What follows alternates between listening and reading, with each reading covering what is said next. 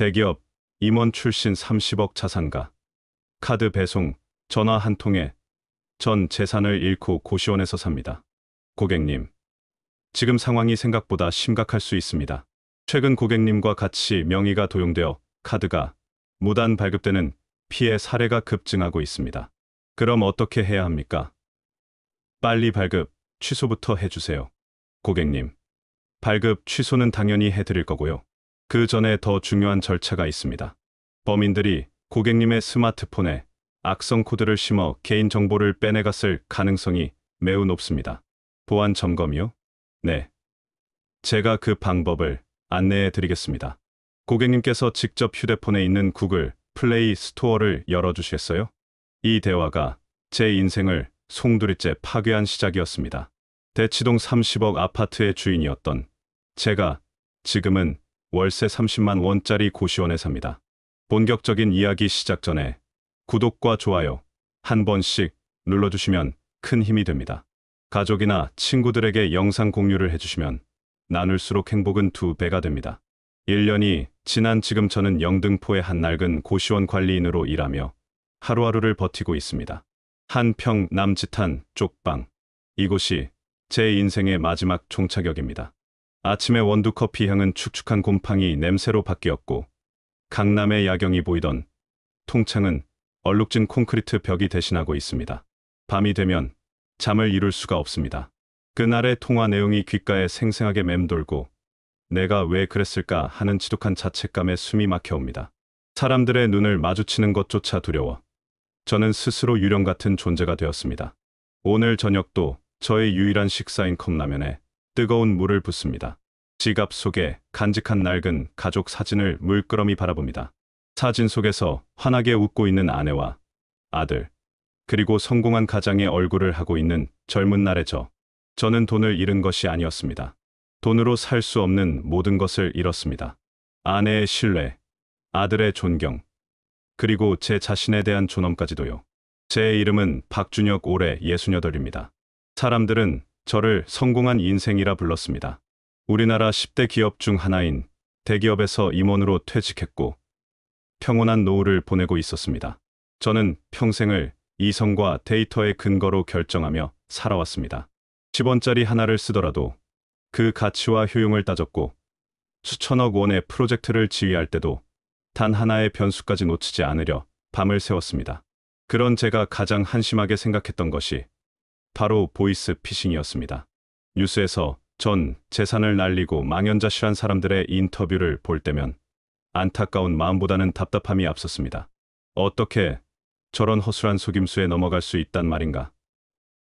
목소리만 듣고 누군지도 모르는 사람에게 평생을 바쳐 모은 돈을 보내다니.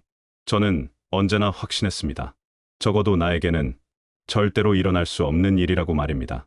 그날도 여느 때와 같은 평온한 화요일 오후였습니다. 깐 내린 원두 커피의 향이 서재를 채우고 있었고 저는 태블릿 PC로 미국 증시 마감 현황을 훑어보고 있었습니다. 은퇴 후 유일한 소일거리이자 아직 내 머리가 녹슬지 않았다는 사실을 확인하는 의식이기도 했죠. 그때였습니다. 제 서재의 정적을 깨고 손에 쥔 휴대폰이 나지막이 울렸습니다. 저장되지 않은 낯선 번호였습니다. 평소 같았으면 받지 않았을 광고 전화일 테지만 그날은 어쩐지 무심코 통화 버튼을 눌렀습니다. 여보세요? 수화기 너머에서는 예의 바르고 사무적인 젊은 남자의 목소리가 들려왔습니다. 네, 안녕하십니까? 박준혁님 맞으십니까? 제 이름을 정확히 알고 있더군요. 맞습니다만 누구시죠? 아, 네. 저는 KS 카드 배송 센터의 정우진이라고 합니다. 박준혁님께서 신청하신 프리미엄 카드가 발급 완료되어 배송 관련으로 연락드렸습니다. 순간 미간이 찌푸려졌습니다. 카드라니요. 저는 몇 년간 신용카드를 새로 만든 적이 없었습니다. 더구나 이제는 소비를 줄여나가는 은퇴 생활자에게 프리미엄 카드는 가당치도 않은 이야기였죠. 무슨 소리입니까? 나는 카드를 신청한 적이 없어요. 뭔가 착오가 있는 것 같군요. 저는 단호하게 말했습니다. 제 목소리에는 명백한 사실을 부정당한 것에 대한 약간의 짜증이 묻어났을 겁니다. 그러자 수화기 너머의 목소리는 당황하는 기색 없이 차분하게 응대했습니다. 아, 그러십니까? 실례지만 본인 확인차 생년월일이 1957년 3월 12일 맞으신지 한번 여쭤봐도 되겠습니까? 제 생년월일까지 정확하게 알고 있었습니다. 순간 짜증은 아주 옅은 불안감으로 바뀌었습니다. 요즘 개인 정보 관리가 이토록 허술해서야 원. 어디선가 내 정보가 또 새어나간 모양이군 하고 생각했습니다. 생년월일은 맞습니다.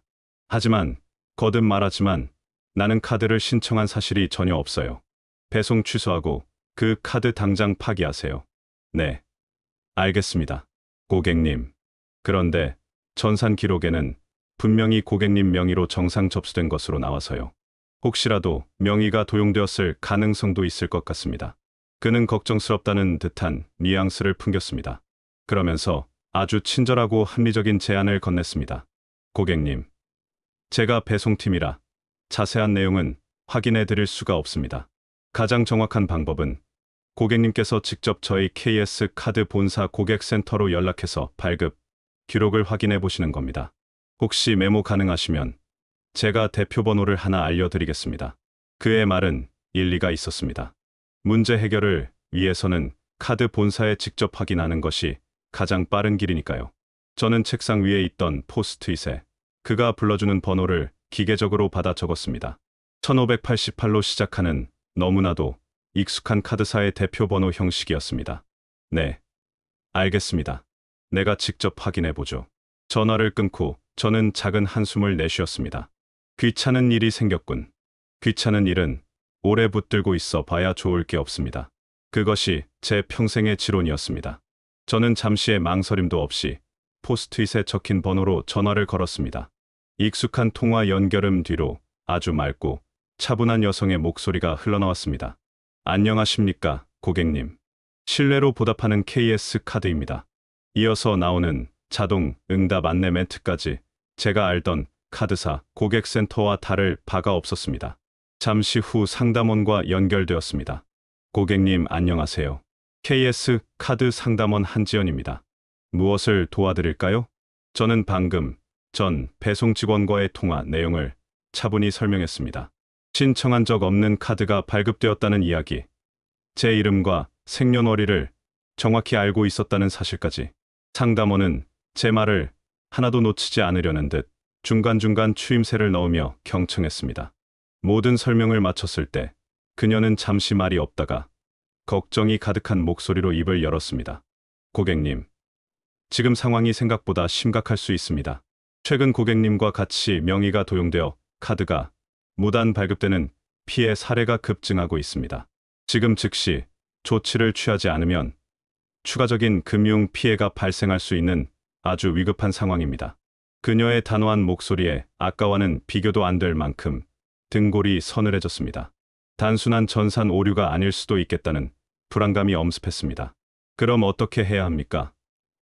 빨리 발급 취소부터 해주세요. 고객님, 발급 취소는 당연히 해드릴 거고요. 그 전에 더 중요한 절차가 있습니다. 범인들이 고객님의 스마트폰에 악성 코드를 심어 개인정보를 빼내갔을 가능성이 매우 높습니다. 따라서 카드 발급 취소보다 고객님 휴대폰에 대한 보안 점검을 우선으로 진행해야 합니다. 보안 점검이라니 합리적인 이야기였습니다. 근본적인 원인을 해결하지 않으면 문제는 반복될 테니까요. 어떻게 하는 겁니까? 내가 뭘 하면 되죠? 바로 그때 그녀는 제 평생의 상식을 뒤엎는 제안을 했습니다. 제가 그토록 경계했던 앱 설치 이야기였습니다. 하지만 그 방식이 너무나도 교묘하고 치밀했습니다. 고객님, 저희 KS 카드사는 절대 의심스러운 인터넷 주소 링크를 문자로 보내드리지 않습니다. 그런 건 전부 스미싱 사기라는 거 잘 알고 계시죠? 그녀는 오히려 저에게 사기 수법에 대한 경각심을 일깨워 주었습니다. 그 한마디에 저는 마음속의 경계심을 완전히 풀어버렸습니다. 네, 그럼요. 그런 건 절대 누르면 안 되죠. 맞습니다. 그래서 저희는 가장 안전한 방법으로만 진행합니다. 고객님께서 직접 휴대폰에 있는 구글 플레이 스토어를 열어주시겠어요? 저는 그녀가 안내하는 대로 플레이 스토어 앱을 실행했습니다. 플레이 스토어, 구글이 직접 운영하고 관리하는 전 세계 모든 안드로이드 폰의 공식 앱 마켓. 이보다 더 안전하고 신뢰할 수 있는 경로는 없다고 생각했습니다. 네, 열었습니다. 감사합니다. 이제 상단 검색창에 제가 불러드리는 영어 철자를 그대로 입력해 주십시오. T, E, A, M, V, I, E, W, E, R. 팀뷰어입니다. 저는 그녀가 또박또박 불러주는 철자를 그대로 입력했습니다. 검색 결과 익숙한 파란색 아이콘의 앱이 나타났습니다. 팀뷰어 앱. 제가 기업에 있을 때 지방에 있는 직원들의 PC 문제를 해결해 주기 위해 원격으로 접속할 때 사용하던 바로 그 프로그램이었습니다. 이건 악성 코드나 바이러스가 아니었습니다. 전 세계 수많은 기업에서 사용하는 합법적이고 검증된 원격 제어 소프트웨어였죠. 제 머릿속에서는 모든 의심이 눈 녹듯 사라졌습니다. 역시 공식 스토어에 등록된 정상적인 앱으로 진행하는군. 보안팀에서 내 휴대폰에 원격으로 접속해서 악성 코드를 스캔하려는 모양이야. 제 스스로 모든 상황을 합리적으로 해석하고 납득했습니다. 제 얕은 지식이 오히려 독이 되고 있다는 사실은 꿈에도 모른 채 말입니다. 설치 버튼을 눌러 주십시오. 저는 망설임 없이 설치 버튼을 눌렀습니다. 잠시 후 앱이 설치되고 그녀는 앱 실행 후에 나오는 권한들을 모두 허용하라고 안내했습니다. 그리고 마지막으로 화면에 떠 있는 9자리의 숫자를 불러달라고 요청했습니다. 네, 이제 연결되었습니다. 고객님, 지금부터 저희 보안팀에서 고객님 휴대폰의 악성 코드 유무를 정밀 검사하겠습니다. 고객님의 소중한 정보를 보호하기 위한 절차이니 잠시만 기다려 주십시오. 그 말이 끝나기 무섭게 제 휴대폰 화면에 작은 마우스 커서가 나타났다가 사라졌습니다. 저는 대수롭지 않게 여겼습니다. 이제 곧 전문가들이 모든 것을 해결해 줄 것이라 굳게 믿었습니다. 저는 커피를 한 모금 마시며 보이지 않는 곳에서 분주하게 움직일 보안팀의 점검이 끝나기를 기다렸습니다. 내 이름으로 카드를 만든 멍청한 범인들이 곧 잡히겠구나. 오히려 잘됐다고 생각했습니다. 제 정보로 함부로 장난을 친 대가를 톡톡히 치르게 될 테니까요. 제 인생 최대의 착각이었습니다. 점검은 시작되지도 않았습니다. 오히려 사냥을 위한 덫에 제 모든 것이 걸리고 있었을 뿐입니다. 그때였습니다. 다시 휴대폰이 울렸습니다. 이번에는 발신번호 표시창에 서울중앙지방검찰청이라는 6글자가 선명하게 찍혀 있었습니다. 검찰청이라니, 내가 검찰청에서 전화를 받을 일이 무엇이 있단 말인가? 저는 떨리는 손으로 통화 버튼을 눌렀습니다. 여보세요. 수화기 너머에서는 제 또래쯤으로 느껴지는 낮고 권위적인 남성의 목소리가 들려왔습니다. 마치 강철로 만든 자로 제 귀를 긋는 듯한 차갑고 위협적인 목소리였습니다. 박준혁 씨 맞습니까? 저는 서울중앙지검 금융범죄수사팀의 강태식 검사입니다. 검사. 평생을 살면서 한 번도 직접 엮여본 적 없는 그 단어가 제 심장을 옥죄어 왔습니다. 네, 박준혁 맞습니다만 무슨 일로? 오늘 오전 경기도 안산에서 120억 원대 불법 자금 세탁 조직을 검거했습니다. 그 과정에서 박준혁 씨 명의로 개설된 대포통장을 다수 확보했습니다. 당신 지금 무슨 짓을 하고 돌아다니는 겁니까? 머릿속이 하얘졌습니다. 대포통장이라뇨? 120억 원이라뇨? 저는 평생 그림자도 밟지 않으려 조심하며 살아온 사람입니다. 검사님, 무슨 오해가 있으신 것 같습니다. 저는 절대 그런 일을 할 사람이 아닙니다. 내가 누군 줄 아시고 그런 말씀을 하십니까? 저도 모르게 목소리가 높아졌습니다. 대기업 임원 시절의 기세로 상대를 억누르면 이 말도 안 되는 상황이 정리될 것이라 생각했습니다. 하지만 그는 코웃음을 쳤습니다. 당신이 누구인지는 검찰에 나오셔서 말씀하시고요. 현재 확보된 증거만으로도 당신은 이 사건의 핵심 피해자입니다. 검찰로 자진 출두를 하지 않으시면 지금 당장 자택으로 수사관을 보내 긴급 체포하겠습니다. 긴급 체포. 그 단어가 제 머리를 망치로 내리쳤습니다. 평생을 바쳐 쌓아올린 명예, 사회적 지위, 가족들의 얼굴이 스쳐 지나갔습니다. 대치동 한복판에서 수갑을 차고 검찰에 연행되는 제 모습. 상상하는 것만으로도 온몸에 피가 차갑게 식는 것 같았습니다. 이성과 논리는 사라지고 원초적인 공포만이 저를 지배하기 시작했습니다. 제가 아무 말도 못하고 숨만 헐떡이고 있을 때 마치 계산이라도 한 듯 전화가 걸려왔습니다. 강 검사와의 통화는 대기 상태로 넘어가고 휴대폰 화면에는 금융감독원이라는 새로운 이름이 떠 있었습니다. 저는 지푸라기라도 잡는 심정으로 그 전화를 받았습니다. 여보세요. 이번에는 완전히 다른 목소리가 들려왔습니다. 따뜻하고 부드러운, 제 마음을 어루만져 주는 듯한 목소리였습니다. 박준혁 선생님, 저는 금융감독원 피해구제팀의 최성민 팀장입니다. 방금 강태식 검사님과 통화하셨죠? 정말 많이 놀라셨겠습니다. 그는 모든 것을 알고 있었습니다. 그리고 저를 피해자가 아닌 선생님이라고 불렀습니다. 저는 무너지는 제 방에 터진 틈을 발견한 사람처럼 그에게 매달렸습니다. 팀장님, 이거 정말 어찌 된 일입니까? 저는 정말 억울합니다. 네, 선생님. 저희가 보기에도 선생님께서는 이번 사건의 피해자이신 것 같습니다. 하지만 안타깝게도 현재 서류상의 증거는 선생님을 범인으로 지목하고 있습니다. 그래서 원칙주의자인 강 검사님께서 저렇게 강경하게 나오시는 겁니다. 그의 말은 강 검사의 행동에 신뢰를 더해주면서 동시에 저를 이해해주는 유일한 아군이라는 믿음을 주었습니다. 그는 잠시 말을 고르더니 조심스럽게 본론을 꺼냈습니다. 선생님, 제가 선생님을 도울 방법이 있습니다. 선생님께서 저희 금융감독원의 비공개 협조 수사에 응해주시면 제가 강 검사님을 설득해서 구속수사 없이 약식 조사로 사건을 조용히 마무리하도록 하겠습니다. 구원이었습니다. 칠흑 같은 절망 속에서 한 줄기 빛이 내려오는 것 같았습니다. 하지만 제 마음 한구석에는 아직 작은 의심이 남아 있었습니다. 이게 정말 현실적인 이야기인가? 제가 팀장님을 어떻게 믿을 수 있겠습니까? 그러자 그는 기다렸다는 듯이 말했습니다. 물론입니다. 당연히 확인하셔야죠. 선생님, 지금 이 전화를 끊고 인터넷 검색 말고요.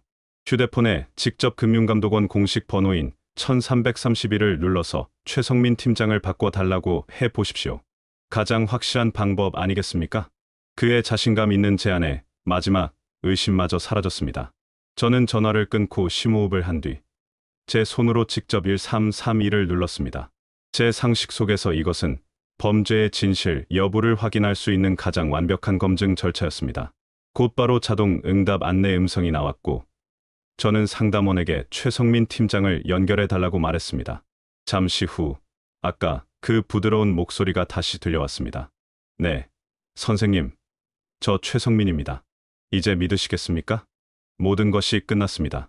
제 스스로의 검증 절차를 통해 그들이 진짜라는 사실을 제 머릿속에 각인시킨 셈이었습니다. 저는 그때 몰랐습니다. 제가 설치한 팀뷰어 앱이 제가 거는 모든 전화를 감시하고 112, 1301, 1332 같은 공식 기관의 번호를 누르면 자동으로 자신들에게 연결되도록 가로채고 있었다는 설 트레가 지금 현재의 유튜브 분량과 시간 절대 넘기지 말고 대본 맨 마지막 문장에 이어서 자연스럽게 마무리하고 구독, 좋아요로 끝내줘 이르치를 말입니다. 그들은 제 휴대폰 안에 완벽한 검찰청과 금융감독원을 만들어 놓았던 것입니다. 저는 구원자를 만났다는 안도감에 휩싸여 떨리는 목소리로 말했습니다. 팀장님, 어떻게 하면 되겠습니까? 뭐든지 협조하겠습니다. 제 목소리가 그렇게 간절하게 떨리고 있다는 사실조차 인지하지 못했습니다. 그저 이 지옥 같은 상황을 해결해 줄 유일한 동아줄을 붙잡았다는 생각뿐이었습니다. 좋습니다. 선생님, 그럼 지금부터 제 말 한마디 한마디를 뼈에 새기셔야 합니다. 선생님의 남은 인생이 걸린 일입니다. 저는 침을 꿀꺽 삼켰습니다. 가장 중요한 첫 번째 원칙입니다. 본 사건은 1급 수사 기밀입니다. 따라서 이 시간부로 선생님의 아내분이든 아드님이든 그 누구에게도 이 수사와 관련된 사실을 단 한마디도 발설해서는 안 됩니다. 저는 순간적으로 당황했습니다. 아니, 가족에게도 말을 하지 말라니요. 제 아들은 국내 최고 로펌에 다니는 변호사입니다. 이런 상황에서 가장 먼저 상의해야 할 상대가 바로 아들이었습니다. 팀장님, 그건 좀 제 아들이 변호사인데 아들에게만큼은 이야기를 해서 제 말이 채 끝나기도 전에 팀장의 목소리가 칼날처럼 날아와 박혔습니다. 선생님, 바로 그 점이 가장 위험한 겁니다. 범인들이 선생님의 개인 정보뿐만 아니라 가족 관계까지 파악하고 접근했을 가능성을 왜 생각하지 않으십니까? 만약 선생님의 입에서 정보가 한마디라도 새어나가 범인들이 눈치채는 날엔 모든 증거를 인멸하고 해외로 도주할 겁니다. 그렇게 되면 어떻게 되는지 아십니까? 저희는 증거 인멸의 책임을 물어 선생님의 아드님까지 공범으로 간주하여 수사 대상에 포함시킬 수밖에 없습니다. 내 아들의 인생에 내 손으로 공범이라는 주홍 글씨를 새기게 될 수도 있다. 그 공포는 조금 전 제가 느꼈던 체포의 공포와는 차원이 다른 것이었습니다. 아들을 지켜야 했습니다. 그러기 위해서는 이들의 요구에 무조건 따라야만 했습니다. 알겠습니다. 절대로 아무에게도 말하지 않겠습니다. 최성민 팀장의 목소리는 그 어느 때보다 비장했습니다. 선생님, 이제 마지막 단계입니다. 선생님의 모든 금융자산을 범죄 조직이 절대 손댈 수 없는 검찰청의 자산보호 특별 계좌로 임시 이체해야 합니다. 자금이 범죄와 무관하다는 것만 확인되면 48시간 내에 선생님의 계좌로 전액 원상 복구될 겁니다. 논리적인 이야기였습니다. 범죄자들에게서 내 돈을 지키는 가장 확실한 방법. 저는 다음 날 아침 곧바로 주거래 은행의 VIP 창구로 향했습니다. 수십 년을 거래해 온 제 서재처럼 편안한 공간이었습니다. 하지만 제가 예금 전액 인출과 이체를 요청하자 저를 오랫동안 담당해 온 H은행 이부장의 얼굴이 굳어졌습니다. 고객님, 갑자기 이 거액을 전부요? 저희 은행 이상거래 탐지 시스템에 방금 최고 등급의 위험 경고가 발생했습니다. 그는 목소리를 낮추며 제게 조심스럽게 물었습니다. 혹시 검찰이나 금융감독원을 사칭하는 전화를 받으신 건 아니십니까? 바로 그 순간이었습니다. 제 인생을 구할 수 있었던 마지막 기회. 하지만 제 귓가에는 아들이 공범으로 몰릴 수도 있다는 최 팀장의 경고가 울리고 있었습니다. 제 머릿속에는 이 상황에 대비해 최 팀장이 미리 교육해준 시나리오가 생생하게 떠올랐습니다. 저는 기업 임원 시절의 목소리로 제 앞에 충직한 은행원을 닥쳤습니다. 이 부장, 지금 나를 뭘로 보고 이런 걸 묻는 건가? 얘가 지금 내 돈으로 뭘 하든 자네가 무슨 상관이야? 내 아들 강남의 변호사 사무실 개업하는 자금 대주는 거요. 내가 내 돈 쓰겠다는데 일개 은행원이 고객 업무를 막아도 되는 건가? 제 위압적인 태도에 이 부장은 어쩔 줄 몰라 하며 고개를 숙였습니다. 그는 고객의 명백한 의사를 거스를 수 없었습니다. 저는 그렇게 저를 보호하려던 마지막 안전장치를 인간 방패가 되어 스스로 무력화시켰습니다. 결국 이체는 시작되었습니다. 터치패드 위에서 제 손가락이 비밀번호를 누를 때마다 수십 년간 제가 피땀 흘려 모은 돈이 숫자가 되어 사라져갔습니다. 통장의 잔고가 0원으로 바뀌는 것을 보면서도 저는 아무것도 느끼지 못했습니다. 은행 문을 나서는 제 발걸음은 이상하게도 가벼웠습니다. 제 손으로 평생을 바쳐 쌓아 올린 성을 무너뜨렸다는 사실도 모른 채 저는 가족을 지켜냈다는 어리석은 안도감에 휩싸여 있었습니다. 48시간이 지나면 모든 것이 정상으로 돌아올 것이라는 최 팀장의 말을 저는 바보처럼 믿었습니다. 하루가 지나고 이틀이 지났습니다. 휴대폰은 마치 죽은 것처럼 조용했고 제 마음속에서는 희미한 안개가 피어오르듯 불안감이 번져갔습니다. 나흘째 되던 날 저는 결국 참지 못하고 최성민 팀장에게 전화를 걸었습니다. 고객님께서 전화를 거신 번호는 없는 번호입니다. 차가운 기계음이 제 귀를 때렸습니다. 강태식 검사의 번호도 마찬가지였습니다. 무언가 거대하게 잘못되었다는 사실을 직감했습니다. 만약 이 모든 통화가 내 휴대폰 안에서만 벌어진 일이라면 저는 집 밖으로 뛰쳐나갔습니다. 가장 가까운 지구대로 달려가 횡설수설하며 경찰관에게 도움을 청했습니다. 경찰관은 제 이야기를 듣더니 제 휴대폰을 잠시 내려놓게 하고는 책상 위에 전화기를 가리켰습니다. 그 전화기로 떨리는 손가락으로 금융감독원 대표번호 1331을 눌렀습니다. 최성민 팀장이라는 사람을 찾았지만 당연히 그런 직원은 없었습니다. 은행에 연락했지만 제 돈은 이미 수십 개의 대포 통장을 거쳐 흔적도 없이 사라진 후였습니다. 모든 것이 거짓이었습니다. 카드 배송도, 친절한 상담원도, 위협적인 검사도, 저를 구해줄 것 같던 팀장도. 모두가 한편의 거대한 사기극을 위해 만들어진 일당들이었습니다. 제가 스스로 검증했다고 믿었던 모든 절차가 그들이 제 휴대폰 안에 만들어 놓은 가짜 세상 속에서의 몸부림일 뿐이었습니다. 저는 돈만 잃은 것이 아니었습니다. 평생을 지탱해 온 박준혁이라는 사람의 세상이 송두리째 무너져 내렸습니다. 그날 저녁 저는 평생을 함께한 아내의 얼굴을 마주하고 모든 것을 고백했습니다. 아내는 분노하거나 소리치지 않았습니다. 그저 텅 빈 눈으로 저를 바라보았습니다. 그 눈빛 속에서 저는 경멸을 보았습니다. 평생을 가장 이성적이고 합리적이라 믿었던 남편의 어리석음에 대한 깊고 차가운 경멸이었습니다. 며칠 후 아내는 말없이 이혼 소송 서류 한 장을 남겨두고 집을 떠났습니다. 변호사 아들에게는 차마 제 입으로 말할 용기가 나지 않았습니다.